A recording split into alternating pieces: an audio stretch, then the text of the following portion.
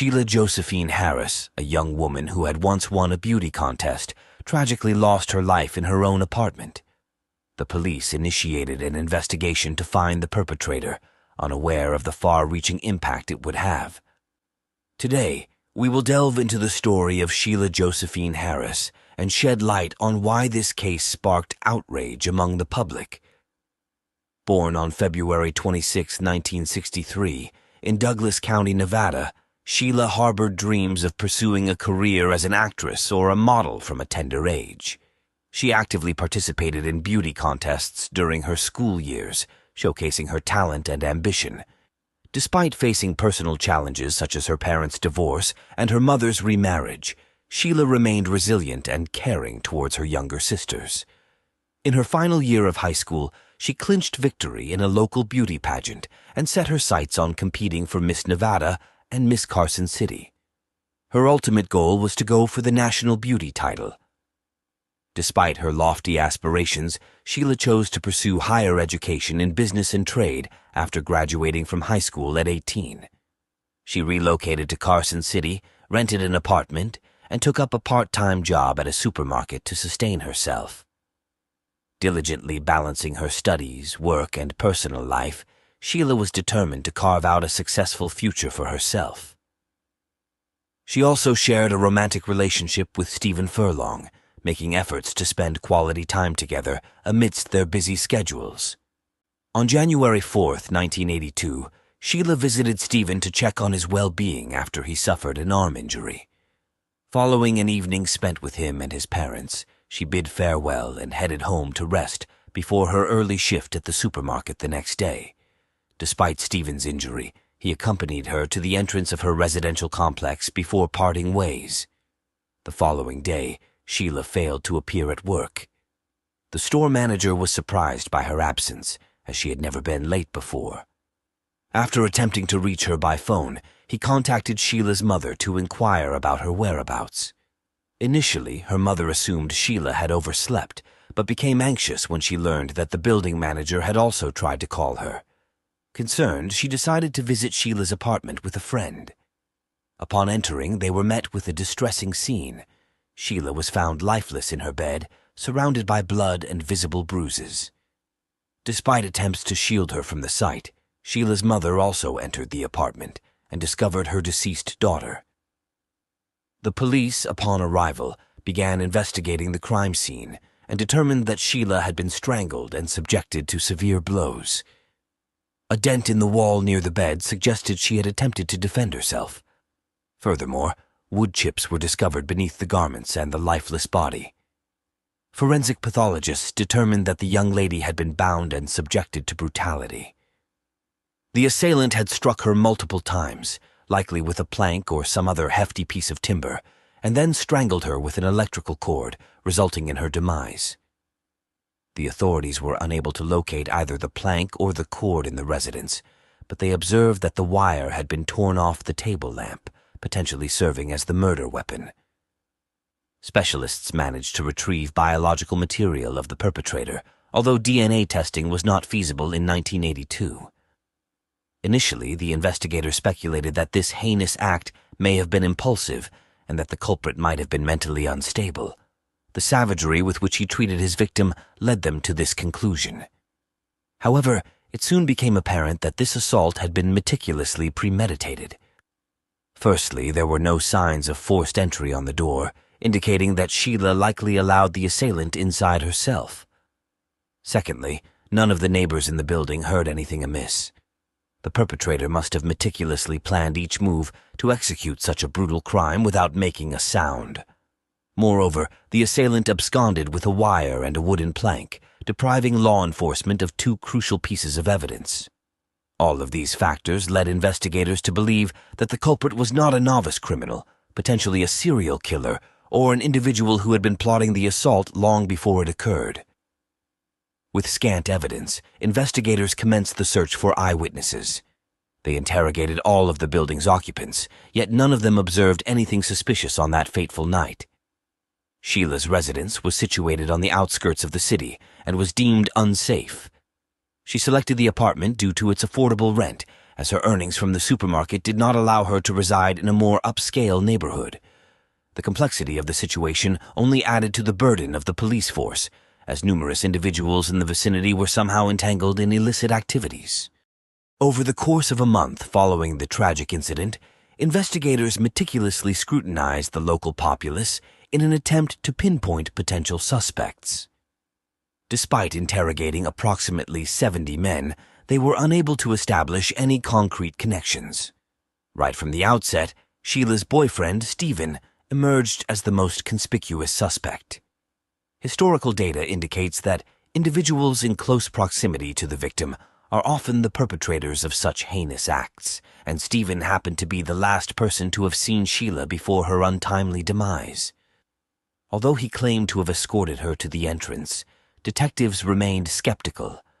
The young man lacked an alibi for the remainder of the day and failed to substantiate his claim of not entering Sheila's apartment. Complicating matters further, the local media caught wind of Stephen's status as a suspect. Journalists swiftly uncovered his familial ties to law enforcement. His brother held the position of sheriff in Carson City, while his father had previously occupied the same role before retiring. Consequently, newspapers began speculating about potential cover-ups by the police, inciting uproar among city residents. The populace of Carson City was convinced that Stephen was the culprit, and that his family members were exploiting their influence to shield him from justice. This led to public demonstrations, scathing letters directed at Stephen and his kin, and even threats of violence. The citizens of Carson City demanded the immediate arrest of the teenager, with some going as far as advocating for capital punishment. The situation was further muddled when, just days after Sheila's tragic demise, Stephen was apprehended for public intoxication. Nonetheless, investigators persisted in their quest to ascertain a possible motive behind the crime. Following discussions with Sheila's acquaintances, they deduced that the couple had never encountered any significant issues, and that the young woman had never voiced concerns about Stephen's behavior. Moreover, the victim sustained severe injuries that necessitated the killer to exert considerable effort, and Stephen had a fractured arm during that period, rendering it nearly impossible for him to commit the crime. Consequently, the detectives started to lean towards the presumption of the boy's innocence, albeit belatedly. Faced with public pressure, threats, and constant accusations, Stephen tragically took his own life before he could be fully exonerated. Subsequently, the police had a sole suspect for the role of the perpetrator, a gardener and handyman named David Winfield Mitchell, who was responsible for the maintenance of the residential complex where Sheila resided. While there was no direct evidence against him, various circumstantial factors raised suspicions among investigators.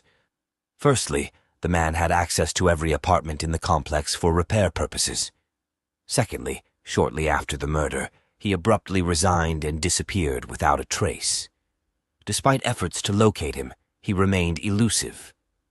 As suspicions intensified against Mitchell, detectives conducted further interviews with residents and staff of the complex.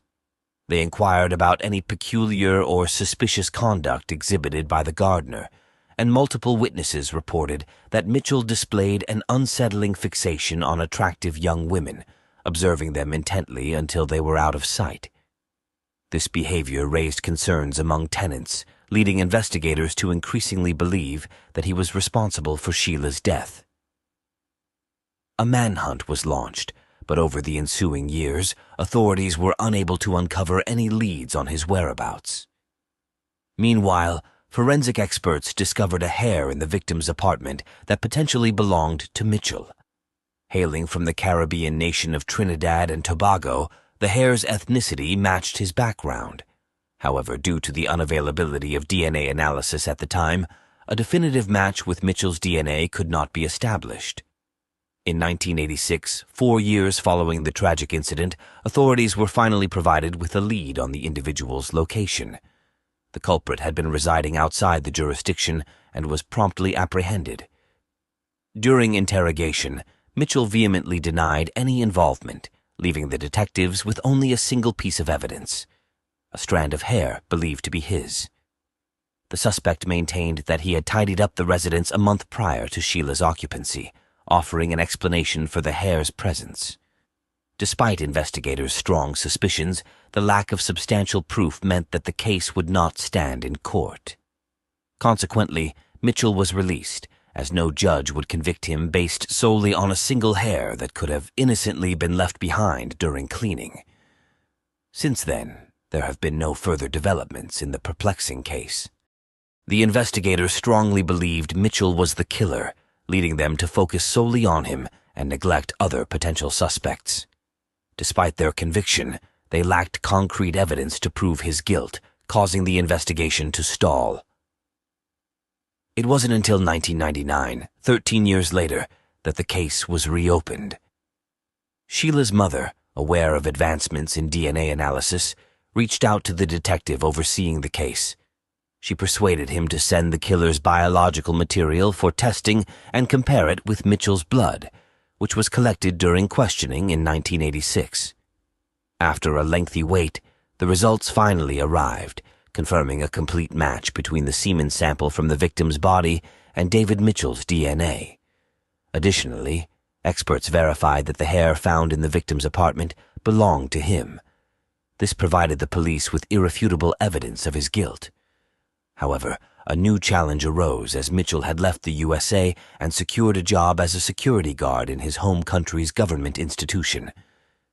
The extradition of Mitchell posed a significant challenge for investigators as they navigated through the intricate bureaucratic procedures and presented compelling evidence to the government of Trinidad and Tobago. This arduous process spanned over several years, with federal and state authorities engaging in prolonged negotiations with the other state. It wasn't until 2006 that a final decision was reached to extradite him. The suspect was transported to Carson City, and shortly thereafter, one of the most high-profile trials in the state's history commenced. Initially, DNA analysis was not as widely utilized as it is today, and this technology still sparked some skepticism in society. Additionally, journalists focused heavily on the fact that the victim's body friend, Stephen, had taken his own life due to accusations against him, leading the court to determine whether Stephen was the true perpetrator or if the entire town had wrongly believed Stephen was guilty. Mitchell's attorney capitalized on these uncertainties in his defense strategy, asserting that Stephen was the actual culprit and that DNA analysis could be fallible. The prosecution countered these arguments, presenting compelling evidence that DNA testing under modern conditions has an extremely low margin of error. Furthermore, they raised an indirect argument. On the day of the murder, Stephen had a cast on his hand. Firstly, it was unlikely that the young man could have inflicted all the injuries on the victim using only one hand. Secondly, traces of the cast would have undoubtedly been found at the crime scene, yet none were discovered. However, these were not the only points made by the prosecution. Throughout the trial, they disclosed information that had not been publicly available before. It was revealed that Mitchell had previously been convicted of 5 instances of violence against women in the late 1960s. While living in New York, he was sentenced to 10 years in prison for attacking 3 young women in their homes. Mitchell had broken into their residences, bound the women with an electric cable, and subjected them to violence. Following his release from prison, he relocated to California, where in 1979 he broke into the home of 2 sisters and attempted to assault them. Fortunately, the young women were able to fend him off and contact the authorities, leading to Mitchell's arrest 9 months later. The most intriguing part commenced here. Despite his previous sentence, the man only served 1.5 years of his 3-year prison term and was released on parole. He was supposed to be deported to his homeland, but he vanished from the police and relocated to Carson City, where he found employment as a gardener in the same complex. These events not only outraged Sheila's family, but also the public. If the system had not allowed him to be released so early, the young woman would likely still be alive. The residential complex management also unknowingly hired a serial rapist who had fled from the police. The investigators' work also raised questions. After Sheila's murder, they had no knowledge of Mitchell's criminal history. According to the prosecution, on the evening of Sheila's murder, Mitchell knocked on her door and claimed he needed to do some repair work. He should have had a board with him, which he used to stun the victim. Then Mitchell committed these atrocities and left the scene, taking the board and the electric cable with him. The jury took only 30 minutes to unanimously find Mitchell guilty of the young woman's murder. He was sentenced to life imprisonment without the possibility of parole, but his lawyer attempted to secure more lenient conditions. He argued that for 25 years after the murder, Mitchell had reformed, lived an honest life, and had not harmed anyone. Fortunately, the court rejected these demands and upheld the original sentence. When he began his prison term, David was 63 years old. Sheila's mother expressed gratitude to the court for not allowing this monster to walk free. She stated that had he not been released early in the early 1980s, her daughter would still be alive. Throughout the narrative, a lingering inquiry troubled investigators. How many additional victims might Mitchell have had? Given the unmistakably serial nature of his known transgressions, it is plausible that the perpetrator targeted other individuals. Having evaded law enforcement for 25 years, there exists a significant likelihood that his deeds inflicted harm upon others. Yet, the uncertainty remains as to whether authorities will succeed in revealing the complete truth. Carrie Nelson, a young woman of grace and ambition, tragically met her demise at her place of work. Despite the best efforts of detectives, the culprit remained elusive, leaving the case unsolved for several years. However, a surprising turn of events unfolded when the police revisited the evidence, leading to a breakthrough that no one could have foreseen. Born on December 13, 1980, in the quaint town of Luverne, Minnesota, Carrie was a beacon of light in the lives of her loving parents, younger sister, and numerous friends. Her compassionate nature and unwavering dedication to helping others shone through in every aspect of her life. Pursuing her dream of becoming a doctor, Carrie embarked on her academic journey at a college in North Dakota, where she crossed paths with the charming Mike Kellen, with whom she soon became engaged. Despite the demands of her studies, Carrie took on a part-time job at the National Blue Mound State Park, a place she held dear to her heart. Selling tickets and guiding visitors through the park's wonders, Carrie found solace in the beauty of nature that surrounded her. The tranquil landscapes provided a respite from the hustle and bustle of everyday life, allowing her to immerse herself in the serenity of the great outdoors. On May 20th, 2001, she arrived at work as usual. That day, she was accompanied by a young intern named Rebecca, who was assisting her at the park. Apart from her regular tasks, she had to guide and familiarize Rebecca with the work procedures. Her shift began at 8 a.m. and was scheduled to end at 3:30 p.m. Throughout the day, she dedicated her time to explaining the intricacies of the job to Rebecca. At approximately 12:45, Rebecca left for the office building situated at the opposite end of the park, leaving her alone in a small room near the entrance. Upon Rebecca's return around 2:30 p.m., she was met with a distressing sight. Carrie was lying lifeless on the floor with a pool of blood nearby. Simultaneously, a startled Rebecca heard a noise at the front door. Fearing it might be the same individual who harmed her colleague, she swiftly exited through the back door and hurried home. As her residence was within the park premises due to her father's managerial position, she promptly informed her parents about the incident. Her father rushed to the scene while her mother contacted the authorities. Upon arrival, he discovered Carrie's lifeless body and promptly contacted emergency services. Meanwhile, another call was made to the police by a park visitor who stumbled upon the scene. Law enforcement initiated their investigation, finding Carrie's body behind the registration desk in a disarrayed state. The room bore signs of a struggle, with scattered items and a broken pen. Based on the evidence gathered, the authorities deduced that a confrontation occurred between the victim and the assailant. Following discussions with the managers, it was revealed that 2 bank bags designated for storing money had gone missing from the premises. Furthermore, cash was taken from the register, amounting to approximately $2,000. Detectives discovered various clues on the floor, including men's wristwatches with torn straps and a pack of cigarettes. Given that Carrie was a non-smoker, it was presumed that the cigarettes were left behind by her murderer. The watches, on the other hand, were believed to have been ripped off the perpetrator's wrist during the altercation. Notably, orange-colored stone particles were also found on the floor, which the manager indicated likely originated from the decorative stone at the park's registration desk. Despite an extensive search of the premises, the culprit remained elusive. The presence of blood spatters on the room's walls and ceiling led investigators to suspect that the stone was the murder weapon. Meanwhile, the park entrance was secured, and other investigators began interviewing all incoming visitors.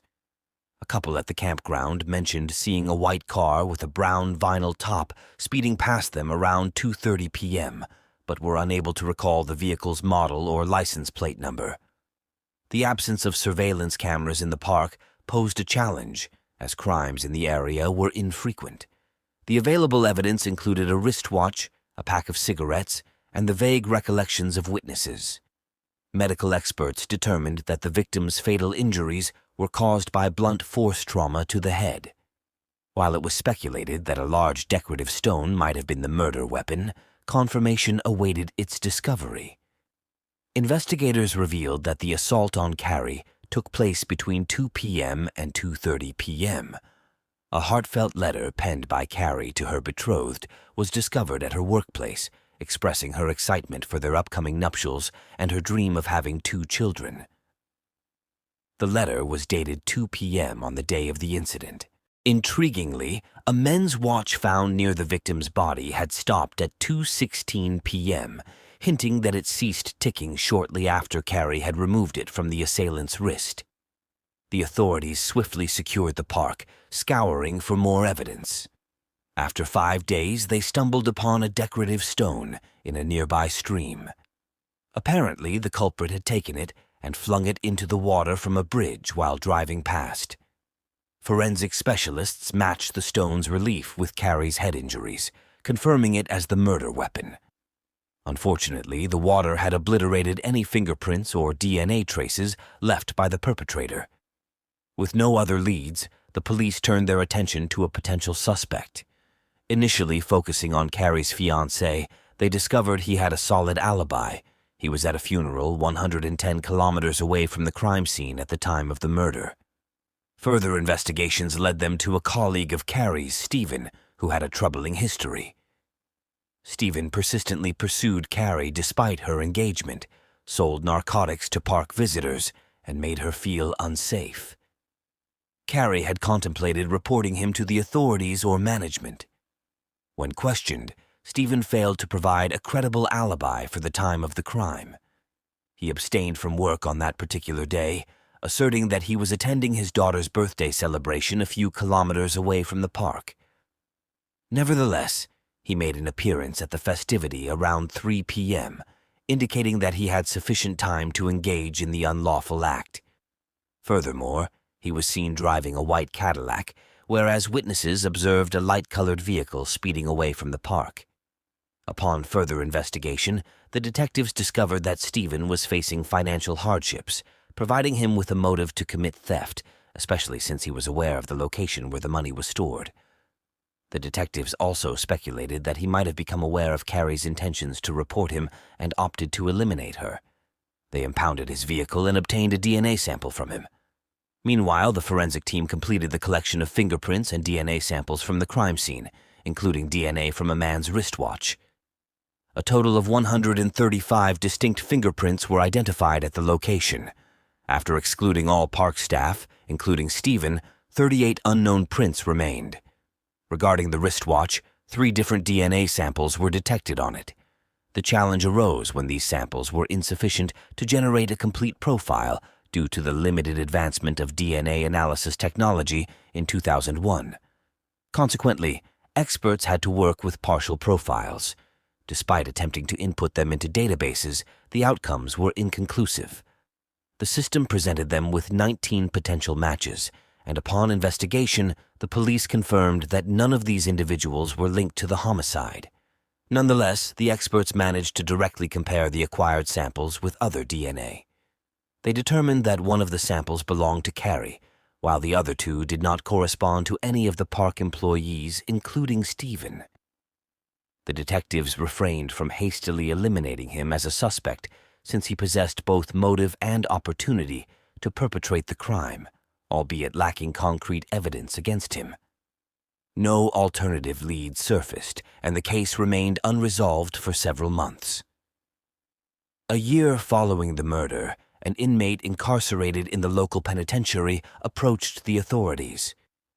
He informed them that his cellmate, Anthony Flowers, had bragged to him about being the one responsible for Carrie's murder.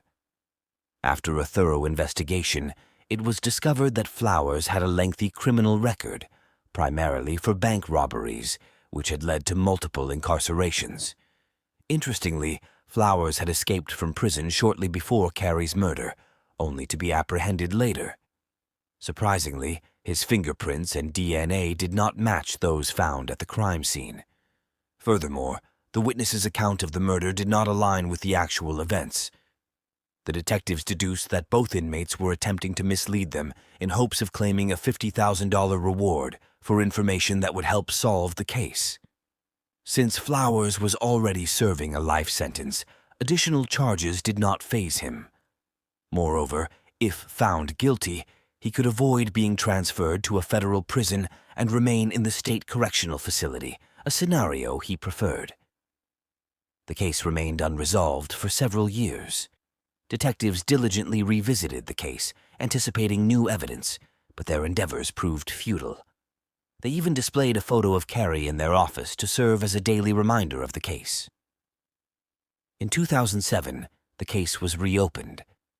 By then, advancements in DNA analysis technology allowed experts to re-examine the wristwatch. This time, they successfully identified 3 distinct DNA profiles, one belonging to Carrie, the second to an unidentified man, and the third to an unidentified woman. Both samples were cross-referenced with the state database, but no matches were found. It was then that the detectives recalled a crucial detail. A unique sticker was discovered on the pack of cigarettes found near the victim's body. During that period, each state was required to label tobacco products, confirming that the pack was purchased in South Dakota. Subsequently, the detectives forwarded the DNA samples to their counterparts in that state, leading to a long-awaited breakthrough. When the profiles were run against the South Dakota database, one of them resulted in a perfect match. The individual turned out to be none other than 35-year-old Randy Lee Royal Swanee. Surprisingly, this name had never surfaced in any police reports related to Carrie's case, leaving the investigators taken aback. It was revealed that Randy was a serial robber, currently serving a 30-month sentence in a South Dakota prison, having been out on parole at the time of the murder. Furthermore, the police discovered that he owned a light-colored Oldsmobile Delta, which aligned with the witness's description. Upon checking his fingerprints, they found several matches at the murder scene. Despite this, the detectives aimed to gather more evidence before pressing charges. With only a month left in his prison sentence, the police decided to act swiftly. They approached his wife, withholding the suspicions against her husband. Unfazed by the visit, the woman confirmed that the photos of a watch belonged to her husband, even admitting to occasionally wearing them. It was then realized that her DNA was the last sample found on the watch. Upon revealing their suspicions, the woman broke down in tears, primarily out of fear for herself. When the detectives attempted to speak with Randy in prison, he refused to cooperate without legal representation. Subsequently, he called his wife, unaware that the police were listening in on the conversation. The woman expressed her frustration and demanded an explanation from him. She disclosed that detectives were looking into him regarding a murder at Blue Mound State Park, and she was particularly concerned about her DNA being discovered on a watch. She became emotional, alternating between tears and outbursts, vehemently denying any involvement in the crime to avoid going to jail. On the contrary, Randy maintained his innocence throughout. The woman willingly assisted the authorities by providing DNA samples, allowing a search of their residence, and submitting various photos of Randy, one of which depicted him seated in a white car resembling the one witnessed at the scene. In another photo, his watch was visible, secured to the fourth clasp, mirroring the one found at the crime scene. Furthermore, his wife confirmed that Randy smoked the same brand of cigarettes found near the victim. These pieces of evidence were sufficient to proceed with the trial. Randy was formally charged on May 8, 2007, just a day before his scheduled release. He was promptly transferred to a Minnesota prison, and the prosecution began preparing for the trial. According to their narrative, Randy initially targeted the Park building for an easy robbery due to the absence of security measures. Although there were no cameras or guards, there was cash available. Upon entering, he may have encountered Carrie in another room. Upon realizing the absence of witnesses, Randy began stealing money from the register, but Carrie returned and caught him in the act. A confrontation ensued, during which Randy possibly resorted to threats to coerce her into opening the safe. Subsequently, he used a decorative stone to strike her multiple times out of fear of leaving a witness behind. Even his own family members, including his wife, testified against him in court, detailing his history of theft, substance abuse, and severe gambling addiction that led to significant debts. His former cellmate recounted how Randy mentioned leaving his watch at the crime scene. Another inmate shared that following the police interrogation in jail, Randy uttered, "This time, they caught me. I'm facing a lifetime behind bars." Despite Randy's legal team's claims of innocence, the DNA analysis revealed conflicting evidence. 3 genetic samples were found on the watch: Randy's, his wife's, and Carrie's. Randy's alibi of fishing 150 kilometers away from the park on the day of the murder could not be verified, as he was supposedly alone. His fingerprints were discovered on a leaflet created just 4 days before the crime, further weakening his defense. Despite attempts to shift blame onto others, including harassing the victim's fiancée, Randy was ultimately found guilty after a lengthy trial. His appeals were all denied, leaving no room for his case to be reconsidered.